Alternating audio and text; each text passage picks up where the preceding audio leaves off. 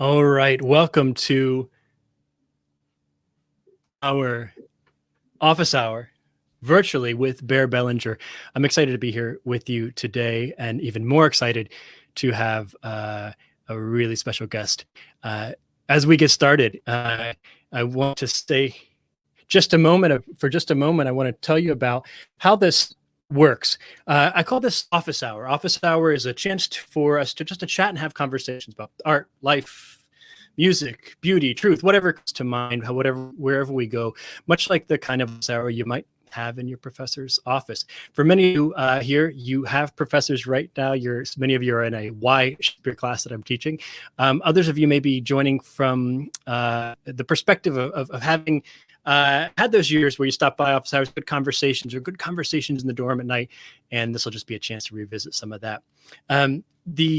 We're being sponsored by Holding History, and since 2015, Holding History, a humanities program at the University of Wisconsin-Madison, has introduced the history of media and book arts to intergenerational audiences. We host an annual slate of special collaborative events and interactive experiences, from hands-on papermaking workshops on campus mall to science fair style events in rare book libraries where students invite audiences to turn the pages of century-old books. Of course, in this different sort of era right now, we've moved a lot of content online. We have the Bookish blog, and we're in the midst of producing a Holding History podcast about bookish bookmaking. So feel free to check out holdinghistory.org if you want some information on that. So today I have a really exciting guest here. Bear Bellinger is an actor, a writer, a performer, and, as he says, a loud-mouthed advocate for all things equity, diversity, and inclusion. For the last 11 years, Bear has found himself at the center of conversations, envisioning, I found himself, maybe also put himself at the center of conversations, envisioning what a healthy work environment looks like for marginalized communities in homogenized settings. He's been doing that with articles, panels, social media, and consulting work. Through vocal and unrelenting advocacy, and by the mere fact of being a marginalized body occupying these spaces, Bear hopes to help shift the perception of what it means to form community, raise each other up, and hold ourselves accountable as we move towards a world that is more equitable and healthy for all people. And he says in his bio, lastly, as always, Black Lives Matter. Welcome to the show, Bear. I'm so excited to have you here today. I'm going to apologize right off the bat because I don't know if you can hear it, but I've got trees being cut down 20 feet away. So if it gets loud, we'll mute me. We want to hear you away. How's your day? I'm doing great. We can't hear anything, so you're great. Okay, great. Well, the way we've got this set up, we've got a bunch of folks over on YouTube watching, and then I've got questions that students have sent in ahead of time, students in this Why Shakespeare class. And so I'm going to lead off with those questions, and then we'll, towards the end, go to YouTube Live and see what sort of questions might be coming in over there. So if you're ready to dive in, I think we'll go with, let's start off with a softball. If you could go back and change one thing, this is the question Holden S. If you could go back and change one thing, one decision you made regarding your career, what would it be? Ooh, Lord. Softball, eh? If I could go back and change one decision, I'd say even the negative decisions that I made, or the things that I think of as were impacted me in a negative way, or bad decisions, have taught me a lot. So I think if there's one, sorry, Sarah, it might be that it would be now that I wouldn't have done, performed in West Side Story. Performed in West Side Story with Four Seasons Theater, and I was a shark. And now, 12 years later, I would say, I understand more of what creating space and leaving space for other communities means. And at the time, it was, people of color played people of color. Right. But now, when we see stories that are representing specific cultures, it makes more sense to let that culture speak for themselves and have a voice and have space. So that would be my answer. That's wonderful. Thank you. And it raises some questions like we'll get to even later on about what you've seen in those changes over those last, a little over a decade, and how things are shifting. And how things are, how slowly, how quickly. I've got a lot of questions. Students have a lot of questions for you about that, and I Okay. do too. So I really will do a more of a softball. I'd love to hear about you graduated from the University of Wisconsin, and so Mhm. Alan C asks, how did your experience at UW Madison impact your career? And I'll add to that, if you have any stories you want to tell about UW Madison, we would love to hear them. I grew up in Washington D.C., which especially at the time was an incredibly a black city. It's called Chocolate City as one of its nicknames. I always loved D.C. for that. Switching from Washington D.C. to Madison, Wisconsin was a massive culture shock. There Yeah. was a lot that I wasn't expecting in that time, and I think out of some, I think something like 50,000 students when I got there, there were under 1,000 African American students on campus. Wow. So that was a vast culture shock and a vast just disorienting experience for me. Um, but the thing that I got really lucky about my time in Wisconsin Madison is that the year before I got there, um, both uh, David Stewart and Patrick Sims had become part of the theater department at UW Madison. So I ended up having two very strong black men Yeah. inside of the department who got to kind of help to mentor me and guide me as I got through, and that made all of the difference in my experience Yeah. there. And I say that like culture shock and disorienting. I had had a great time. I had a lot of fun in my time at Madison. I made some great friends I still talk to and joke around with to this day. Uh, but it definitely was a difference in life and trying to reorient myself. And you're out of your own house for the first time in your life, and then at the same time you're dealing with people coming up to me and being like, "You're the first black person I've ever talked to in my life," and me being like, "That's a weird thing to say to someone when you walk up to them for the first time." And so, yeah, that was my experience at UW. I'll always hold a place in my heart for UW, and if I could be having a picture out on the terrace right now, I would. I think a lot of us would. It's been a weird few months here, but that's I think that I we have so many questions. I'm just gonna keep rolling with the questions, and I have Bam. follow-ups, but I'm gonna try to cut off some of my follow-ups questions because these are great questions. So maybe these two go together. Shreyam T was asking a little bit theater being a step towards being a Hollywood actor, the relationship between the two. And then Lauren F was asking, what role do you think theater plays in our world today? And how does it compare to the role it has played in the past and could play in the future? And in my mind, I see those questions about television and past theater all sort of related. So I don't know if that works in your mind, but if you want to speak into that. Yeah. So TV and film versus live stage are just different mediums, period. There is nothing that will ever take the place of being on stage and having a moment where you feel the entire audience breathing with you or waiting for you or an experience of something that happens live that will never be able to be recreated. Uh, I did a performance of Tick Tick Boom at one point, and a one of the actors in the show, he breaks into this room, and it's supposed to be because it's raining. It's supposed to be raining. It's this big climactic moment of realization for him. And on our opening night, there was a torrential downpour that started right at that moment. So in that room, you could actually hear the rain from outside everywhere. And the actor is like starting to play the piano and just looks up. And it's a great moment of real life entering real life song from Tick Tick Boom entering our stage world. You can't replicate that. That being said, the economics of this world are not in our favor. Um, Yeah. stage actors are woefully underpaid, and in addition to that, jobs are few and far between. So the ability to make a living doing this is very difficult. Um, switching mediums, being able to work in both on stage and in film and TV allows you to be able to make a living doing this Yeah. and pay Yeah. bills and live a life that is is not as scraping by as Yeah.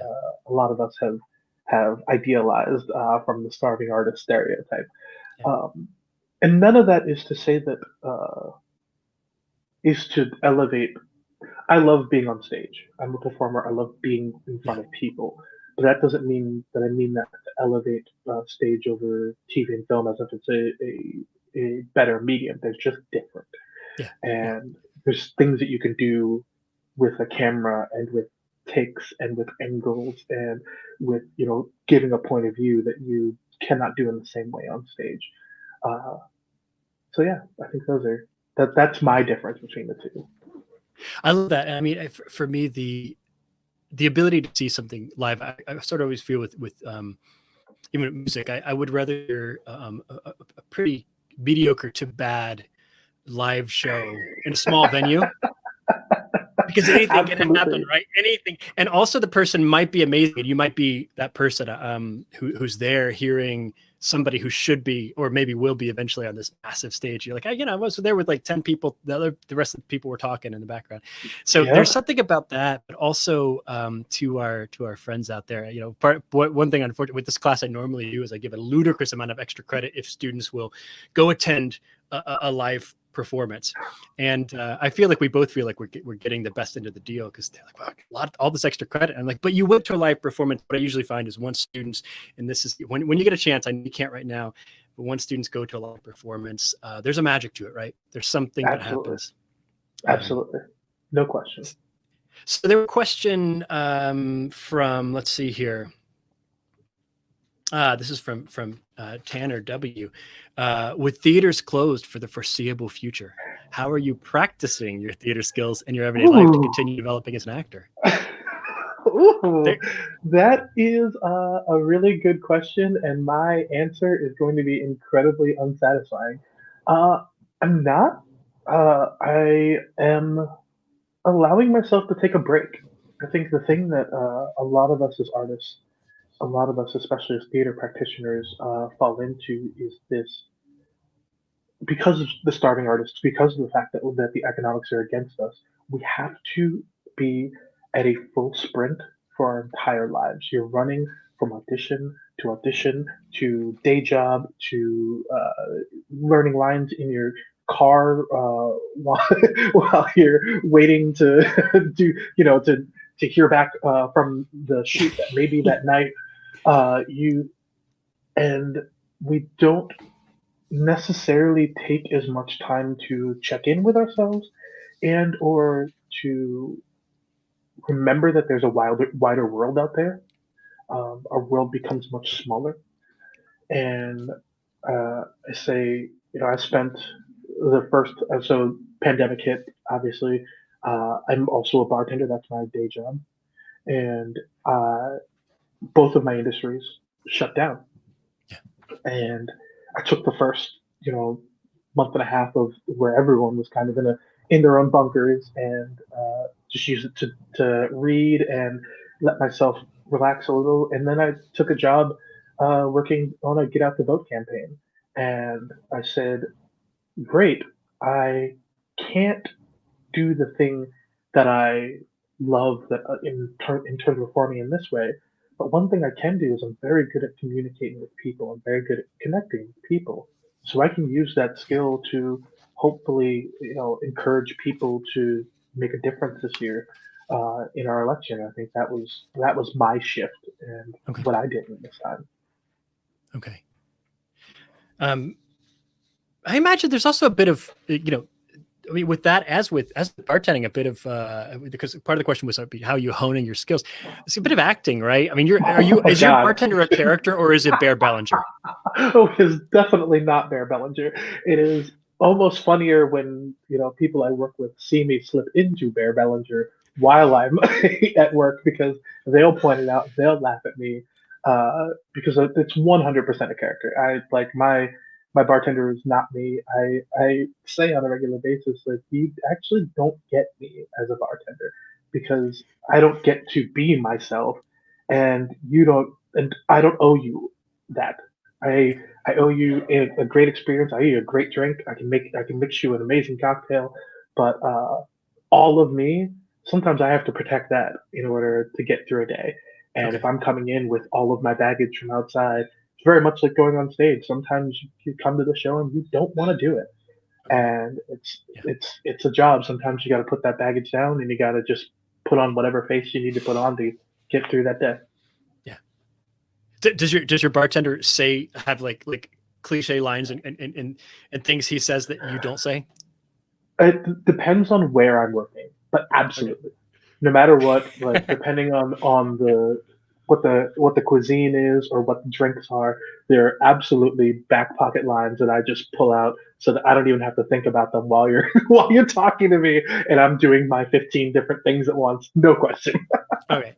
So from the funny on that, I want to push on that. It's just some of that, right? It just happens like we do a little bit coach, which my folks from the South, when I get on the phone with my grandma, I just go, right, y'all, you know, it's just happens, right? But I mean, how much of that is also a kind of armor related to your experience as a Black man in that role? Absolutely. I mean, when I say that in terms of being a bartender and keeping myself safe in that way, it's a lot of it is definitely related to being a black man and the fact that I live in Chicago right now. I live on the north side of Chicago, which Chicago is one of the most segregated cities in the country, and the north side happens is the side that is more white, and especially when it comes to the service industry and the fancier or more cocktail oriented places, they generally tend to skew very white. And so in those spaces, I would hear conversations and topics that it is just not worth my emotional energy to get in at work and then possibly lose my job. I have Yeah. to keep myself safe in some way, shape, or form. So that form of code switching, that form of translating what I think and how I feel into a manner that other people can digest is absolutely something that I do on a regular basis, whether it's from bartending or whether it's, having a conversation like this, right? Like Yeah. I, you will hear me at some point, I'm sure I will code switch in the middle of this and flip into a different voice and it'll be very clear. Okay. Um, Now, I mean, and for what it's worth, if at any point that's just into singing, I'm all about. I know from reading about you, you've got a great voice, and from my colleague Sarah Marty that she's spoken very highly of you. If you ever just want to sing your answer, just go right ahead and don't let me stop you. Uh, I've got a couple more questions. Well, I've got one more question about acting, and then I want to do a little speed round if you're cool with that, and then I Yeah, want to talk about absolutely. writing. Yeah. So James D asked, do you always know a role will be challenging before you accept it? And if not, how early on do you realize?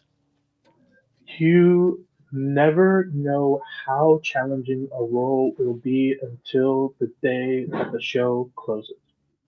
Oh, The wow. challenge inside of that role can change every day because you're not the same person from the beginning to the end, and your co-stars aren't the same people from beginning to end, and you don't add an audience into the equation until halfway through. There's so many different ways in which a role can challenge you. And sometimes you know beforehand that like certain aspects, I'm dealing with subject matter that is close to my heart, and I'm not sure how I'm going to navigate that, but I Mhm. need to figure that out for myself, which is going to help me for this role. Sometimes you know things like that going in, but a lot of the time it's the collaboration. Yeah. It's what a director says to you one day, how another actor chooses to respond to you one day. I'll give the quickest example. Yeah. I was doing a production in Chicago called The Wolf at the End of the Block, and it's about by Ike Holter, and it's about police violence ostensibly, but it's got a whodunit feel to it, a noir feel to it, and it wasn't until we got on stage. There's this whole really tense, beautiful scene where I'm in a bar, I start drinking with a guy, we're talking, new guy I've never met, and halfway through I found out he was a cop. Okay. And it wasn't until we got on stage that one day this actor, in the middle of a monologue, walks up to me and brushes up against me, and I can feel the gun that's on his side, and it immediately shifted that dynamic. Wow. But I never would have known how difficult that could be. Right. I knew that the scene was hard. I knew Right. that we were dealing with this subject matter. I knew that our relationship was already jumping back and forth between, friends in a bar or newly found friends in a bar to police violence.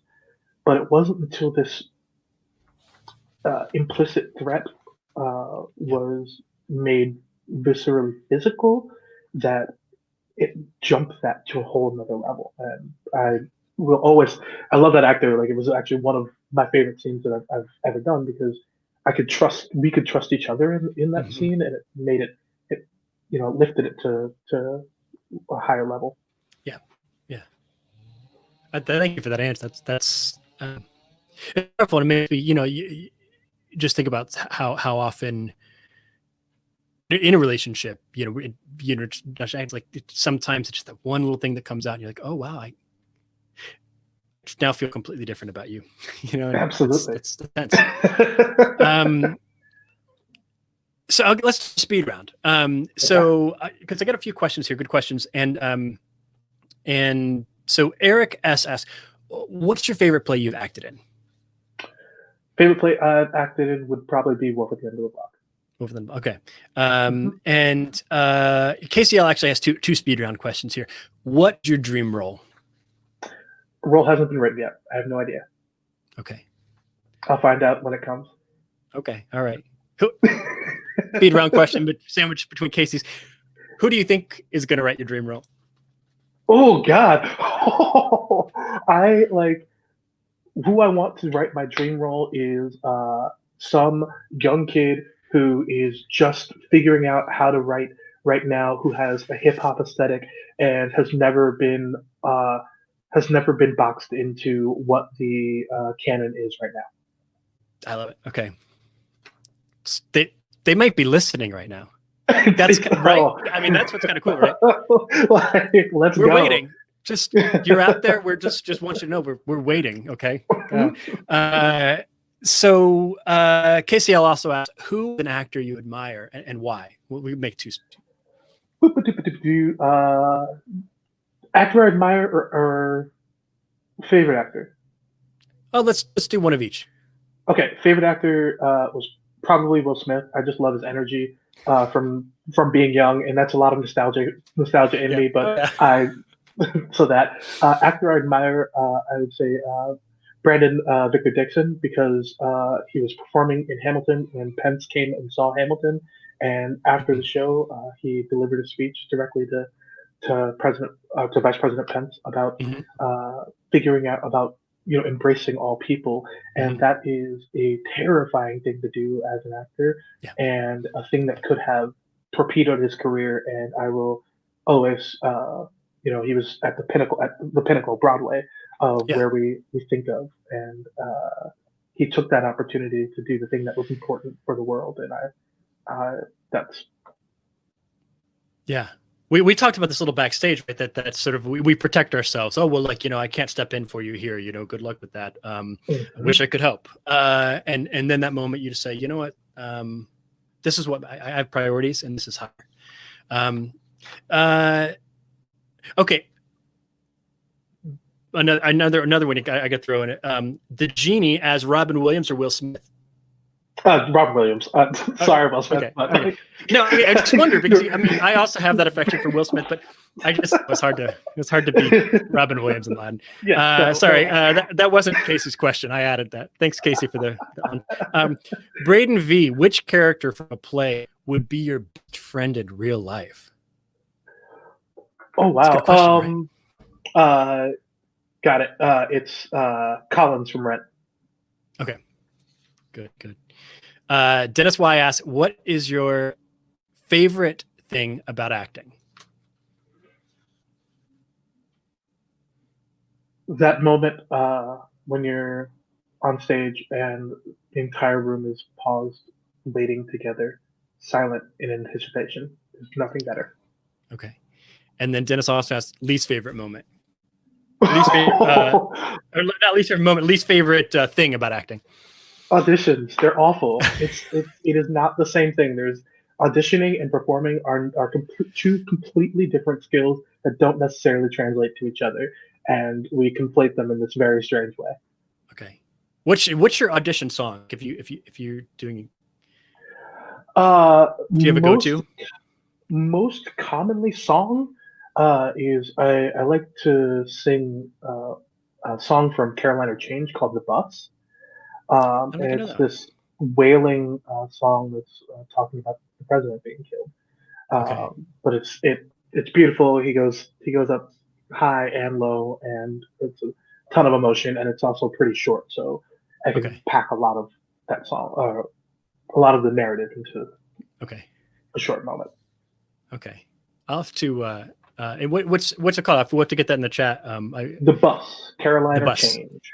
Caroline Change. All right. So maybe someone on the other end. I cannot do two things at once. You may notice there's a chat bar to the right or left of you somewhere. I Oh can't do yeah. things at once. So somebody will type that in and we'll be able to look that up. Maybe even put a link.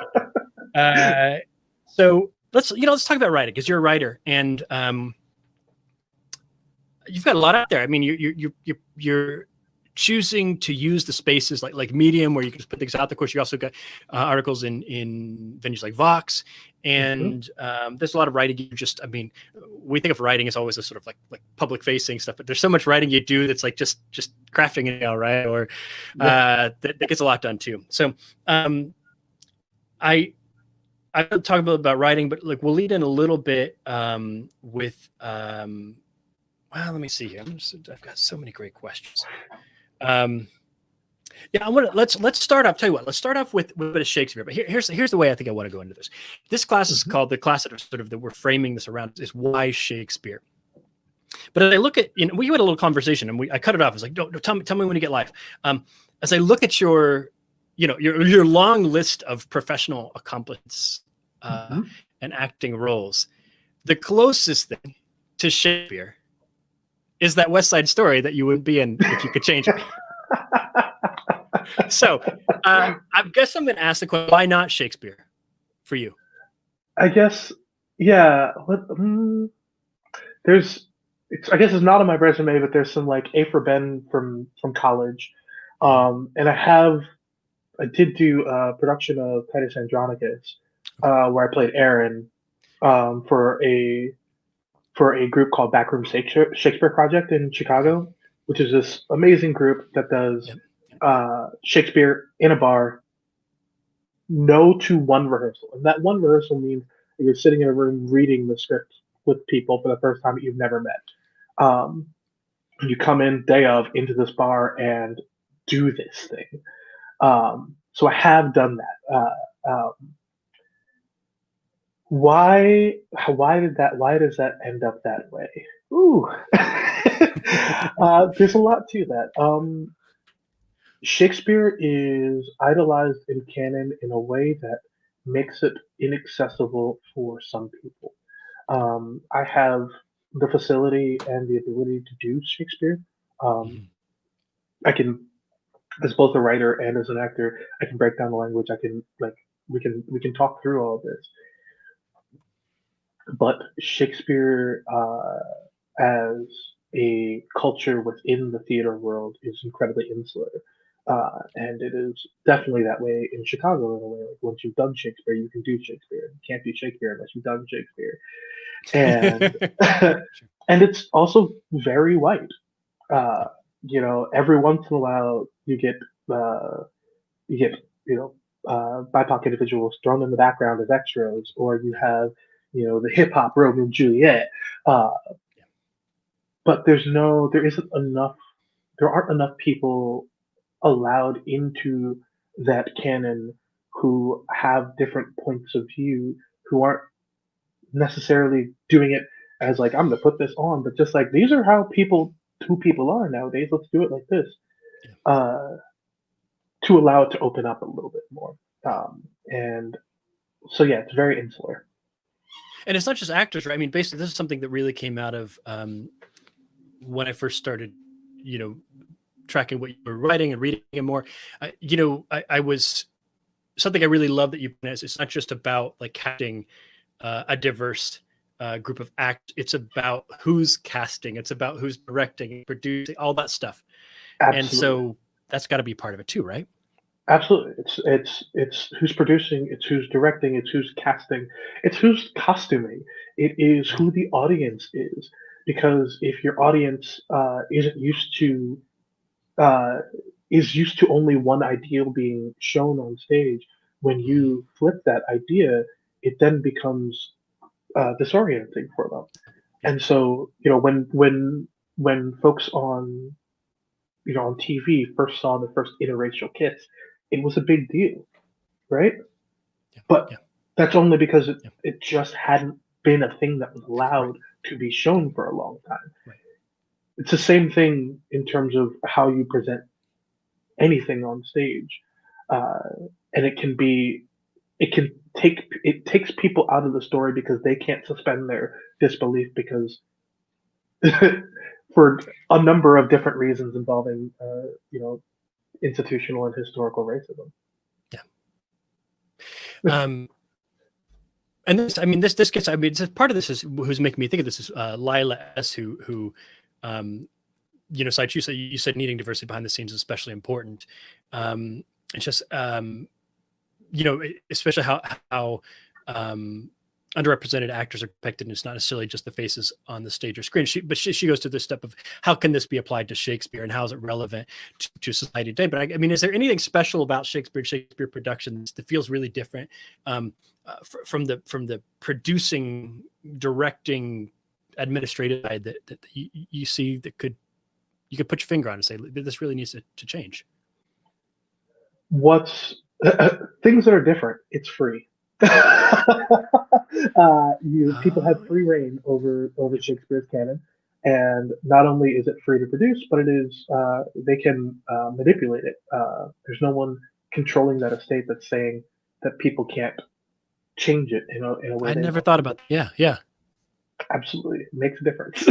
yeah. There's, um, but the second half of the question was, sorry, I lost it. What Oh, was I the think second you. half I of mean, the I think it's maybe just what is you're touching on the difference between say a Oh, modern theatrical show and Shakespeare. What could no, no, and this is that was the second half was what I want to say. No, there's we lift Shakespeare to this untold height that says that Shakespeare is the pinnacle of our existence, or of theater existence. To was the genius, the bard. Yep, yep, Um, Nothing about his writing makes him that much better. It's just that we have accepted this as the greatness. We talk about writers who were idolized in a time when you know you could only be a famous writer if you were a white man. There's so many different perspectives that never even had the opportunity to possibly be seen as brilliant or understood as brilliant, and that has continued to today. And what has happened is through our continued holding up as Shakespeare as being the pinnacle, we have used it to the detriment of other points of view. yeah. And this makes me want to ask. I noticed over in the chat there's a question of like an album suggestion we've probably never heard of, but I'm going to take that just a slightly different direction and go, okay, what are some writers? What are playwrights and writers? I know you guys still like science fiction, so maybe playwrights or writers who. I mean, you just Shakespeare's not the pinnacle. So who else should we be reading that maybe we don't know we should be reading? I think that is one of my favorite things. Is used to be I would go to the stacks at UW and I would walk to there was a section that was African American playwrights, and I would just pull one out and read it during my lunch break. And didn't had no context, no understanding of it at all. It was just, well, let's see what this writer is. Blah, blah. And I think one of the things that we do so Yeah, often is that we try and keep elevating folks over and over again, rather than pulling in as many new voices as possible. And that's what I'm really interested in. I'm interested in more voices, more original voices, people who we I've never met, and I want to know what your voice is, and I might not like Yeah. it, and that's Yeah. great. I like having a reaction that is I don't like this thing is actually still a good thing. You're supposed to respond to art. That being said, piece of my favorite writers that I've read in the last couple of years are from the like speculative fiction world.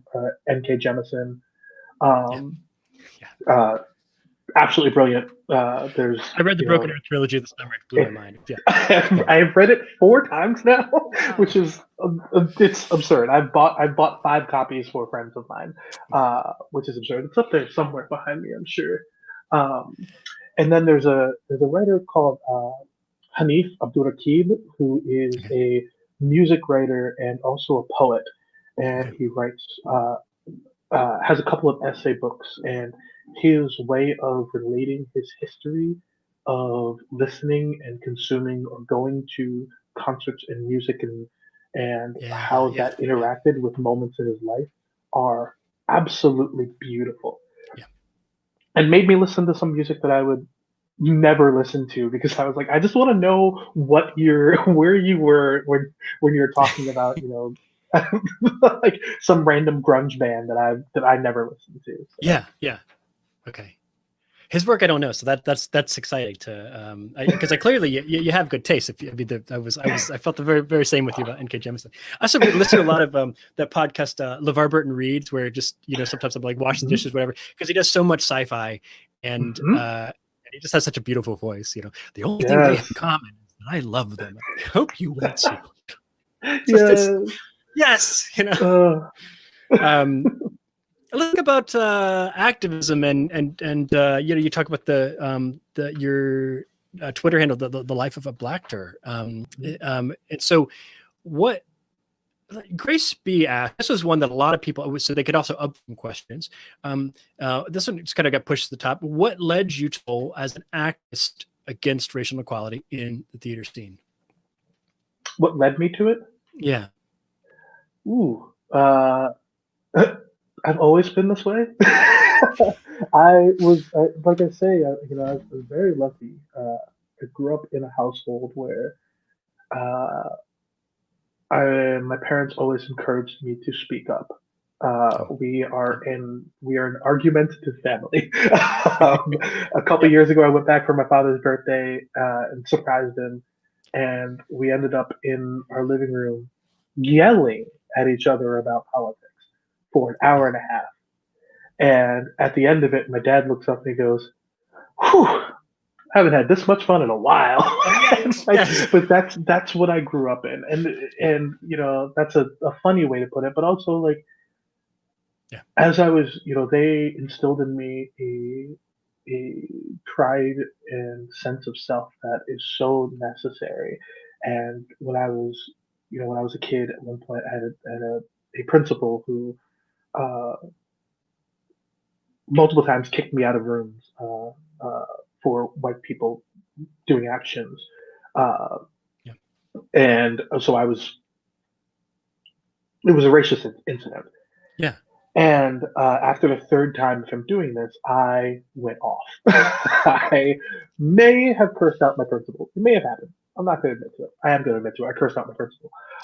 And I had to go up in front of our discipline committee the next day, and I had to go home and tell my parents. And I'll never forget that I went home and I was like, Mom and Dad, I have to go in front of the discipline committee tomorrow. And they were like, What happened? And I told the story, and they were like, Were you right? And I said, Yeah. And they said, Okay. And that was it. Yeah. Yeah. There was absolutely there was no moment of telling me to like undercut myself or questioning my ability to read Right. a situation as racist. And that has stuck with me my entire life. My ability to speak up is one of the only things that I have to that I can ensure my entire life. It can and does come back to bite me. on a decently regular basis. Uh, People do not necessarily like the person who points out the inequalities in a system that has Yeah. raised them up. But Right. uh, it is I will never degrade myself. Yeah. Yeah. So, It's been especially interesting finding the way to do that effectively in the Midwest. At times, it's sort of like the oh, sheepers. We wouldn't want to. it is definitely a different culture. ZUNC asked, what is the moment when you feel proudest to be an activist? Ooh, the moment that I felt proudest to be an activist. There are moments that I could speak to that are uh, like the public moments, the big moments, the things that uh, folks see or get shared or um, have maybe made large impacts on the world. But the moments that I'm proudest are the ones that no one knows about. Hmm. That I get to that stand up and say the thing when no one else would say it, and it doesn't actually help me at all. It doesn't do it doesn't it's like, if I see it in I'll use an example of seeing an instance of sexual harassment in a workplace Hmm. and being like, this doesn't involve me, but I'm going to speak up and say something because it's important to do this. And the person who was harassed and the and the perpetrator, neither of them ever know that I was the person that spoke up. But making those steps and being the person to do the thing even when it doesn't benefit you and in some ways only makes people above you sometimes see you as a troublemaker. I think those are the moments that I'm proudest of continuing to do it in the face uh, of no publicity, nothing, no self improvement, I'm not looking at uh, being elevated by this action, but just Oh, because it's the right thing to do. okay. I want to, these students have given us so many great questions. I'm gonna mention that over on the YouTube live, especially if the team will begin thinking of helping get repost some questions or anything that may have like sort of gone up the thread that we should get in terms of questions from YouTube live. And then I got a couple more here and then we'll go over there. This is one, and this came from really, Roland J and Vern S and Nusua C. But Nusua, I want to read the way that Nusua put. Uh, they write, I am also part of one of the many underrepresented groups in America. What is some advice you can share about identity, sort of both identities, American and underrepresented? I know a lot of people have a hard time figuring out, and these are their words, figuring out which life to live. Right? And again, Varun and Uh, Roland asked similar questions. I thought that was really poignant the way you put it. we as marginalized communities are so often told that our story is not American, that Yeah. it Mhm. is not the mainstream. Yeah. Uh, it is not what people see as classic American life. That's a lie. Yeah. Yes. So I mean, so simply, like the easiest thing that I can say is, as we move forward, as we continue through life, you find community after community of people who have had the same experiences or similar experiences, um, who remind you and let you know that your experience is the American experience, is an American experience because there is no the American experience. And I am so lucky to have found, different families, different homes, and everywhere that I've been, that we've been able to hold each other up and hold each other accountable.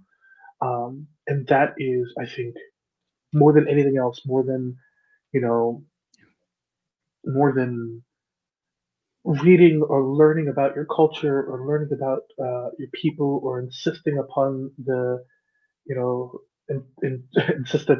Oh, that is right, Tom. Insisting upon the truth of your manhood. Uh, like uh, i- the thing that is most important is finding your people, finding people who can hold you up and hold you accountable and listen to you and feel you and uh, you, everything else is noise. So much of what we go through is noise from the outside of other people telling us we're less than or and that we're not enough, and find the people that know that you are. That's Okay. That's that. That's the answer. I like it. And I know our folks appreciate it. Uh, I'm looking to the, I have a very sort of inability to multitask very well. So I'm sort of looking down to see, but you know, well, if you had a question, you were this burning question, throw it there in the bottom so I could see it, you know, it'd be the top of my screen. While I'm waiting on that, let me just ask, there's another question I think really fits with that one. And that's good because this was a question like, okay, you're saying like, as someone who identifies in that way, but like, ever in ask, what can we do as the theater, TV, and movie audience to be allies against racial inequality that occurs in the entertainment business? Those of who that identity is not ours, but we want to be allies in some way. What yeah. are the steps, like actionable steps that we could do today, tomorrow? Uh, Pay attention to who you patronize, to where you patronize. Uh, for we idolize in Chicago, people think about Steppenwolf and about the Goodman and about Chicago Shakes, and all of these institutions are very, very, very cis white institutions. Period. Mhm. And what are the places that are doing work? Do a little research to find places that are doing work that isn't that are led by people that aren't that that sit inside neighborhoods that aren't that are speaking to different groups of people because it's sometimes it's about immerse, immersing yourself in a story that you don't understand Yeah. because that actually teaches you so much when you're sitting in a room full of people and everyone else is laughing or responding to something in one way and Yes. you're just sitting there confused or like you or not and that's not true of pieces of art that maybe trigger a PTSD response or anything like that. There's a lot of issues on the other end that way, Sure. but Sure. but people insulate, especially people from in that are in positions of power, relative positions of power, insulate themselves from finding out what why marginalized communities uh, gravitate towards pieces of art that they don't understand. Go find those pieces of art. Make Yeah. sure that you are reading and reading writers who are of different backgrounds. Make sure that you are watching things produced by people who are of different backgrounds, and give your money to those things. Steppenwolf and Yeah. Goodman don't need your money. Sorry, Steppenwolf and Goodman. Uh, you know, but you're talking literally. Steppenwolf is building. I think it's a $65 million advancement on their space. There are theaters operating for under $1 million that are serving and run by underserved communities. Go give Yeah. them your money. Give them more Yeah. to work with. So I love that answer, and it's echoing something we've been talking about early on. Be intentional about your education. Get lost. If you're not lost, you're not doing it. You just got to get out there and be intentional about what you want to do and learn. We're really close on time now. I mean, we've got a couple of questions if over here in the chat that I could throw in here if you want to take a couple. So bring it. let's see. So let's come back to the singing. Trevor, look at that. When it's on YouTube, I can throw it up like this. Isn't that fancy? As a singer, right? Wow. I'm becoming a multitasker as we speak. What's an album suggestion that I've probably never heard of? As a singer, that's a like a difficult answer to give because I don't know you, so I don't know what you've heard of.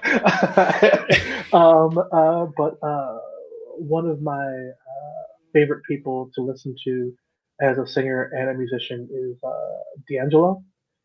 Uh, and D'Angelo's someone I actually will listen to D'Angelo while I'm writing because it's beautiful and also ethereal at times and allows me to both immerse myself in the music and not.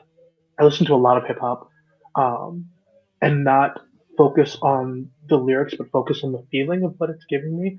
So that's gonna be my answer. I'm gonna go with D'Angelo, with who you've Okay. probably heard of, maybe I don't know, but go back and listen to D'Angelo's full Yeah. discography, and there's so much to it. It's beautiful. It's not just untitled. How does it feel with the beautiful body screaming for Jesus? But there's a lot to it. Okay. And Trevor, we try to get some walk-in music, even though it's a little weirder on Zoom, but we'll throw some D'Angelo up to set up our next few classes. Let's see. Felicia Lawrence asked, do you have any tips for young performers? Ooh, young performer. All right. So we've said a lot. I think we've said a lot about me as actor, me as performer are like almost different things only because they acting is so steeped in this Western tradition, in these ideas of who is the canon. Um, oh, great! You haven't heard D'Angelo. That's perfect. Yay! I win. Um, of who is the canon? Uh, Me as a performer, I do a lot of different things, and I also write for myself as a performer. And I think one of the things that I would give tips for young performers is go to all kinds of different types of performance and see and try them and see what you learn from it because you learn from different audiences and different styles of performances in so many different ways. I got lucky before first wave started at UW Madison. There was a Mark Bamuthi Joseph came and did a semester long program where he did hip hop theater, and it wasn't something that I actually had ever done before. But I was like a theater, I was an actor, so like I was steeped in all of this over here. I learned all of this, and then being exposed to all this and being like, oh, okay. So this thing that I have had an idea about that I feel like speaks to me exists in this version over here, and so many people have been digging into it. We can make this happen. Great. It opened up my voice in so many different ways that I can use my academic voice and write in that way. Or I can talk like, look, this is who I am. I'm from DC. We're finna get hood on this. Let go. And I can talk about how we're gonna go and just the theme of the class was just bust. And it's like you go up on that stage and you just bust. And that's it. And I think that there is something to be said about what it means to perform in different spaces for different groups of people and Yeah. feeling different energies that teaches you so much. Put yourself out there, try it. I love this, Bear. I got to let you take a break, and this has been wonderful to have you here. I hope you come back to visit office hours again. And in the meantime, if you're in shows or anything you have that you'd like to let us know about, I'll pass it on. I'm going to show a little love up here as you some things that have popped up here on the screen, as you see. Here we go. We had. Wait, we already got. Sorry, we had a little love for Backroom Shakes. Yes, yes. And let's see, and then we said just some questions we won't get to, but just put them up there so folks can see, and we'll come back around next time maybe. So hey, thank you, Bear, so much for Thank you taking for the having time. me. Yeah, I Absolutely. hope to see you again Absolutely. soon. It's All been right. a pleasure.